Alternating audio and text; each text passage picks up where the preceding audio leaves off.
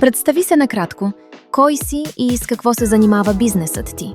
Казвам се Виктор Нетков. Бизнесът се занимава с производство на кожени изделия. Как започна този бизнес и кое е най-важното за теб в работата? Бизнеса го започнах малко на майтап от едно хоби и се разрасна. Най-важното в работата ми е доброто отношение между колегите. Какви хора най-трудно намираш за екипа си? Колкото и парадоксално да звучи, за най-простите задачи намирам най-трудно хора. Как стигна до решението да наемаш служители от чужбина?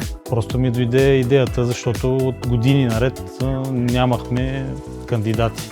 Честно казано, имаше ли притеснения в началото? Притеснения, да, но бързо се утвърдиха хората, така че всичко е окей. Какви бяха очакванията ти преди да започнете работа с чуждестранни служители?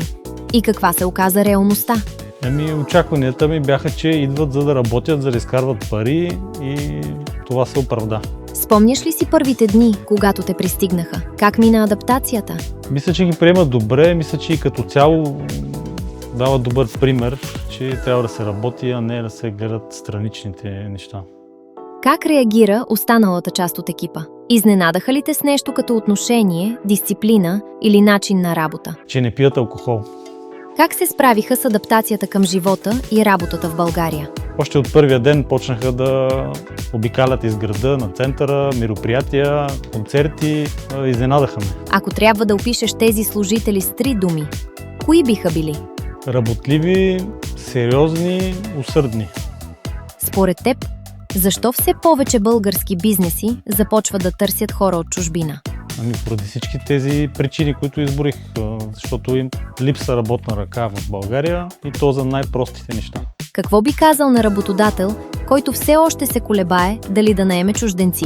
Да не се колебаят. Ако ги нямаше тези служители днес, как това щеше да се отрази на бизнеса ти? Да, със сигурност и то не положително. Как ти помогнахме ние в процеса? От подбора до документацията и адаптацията.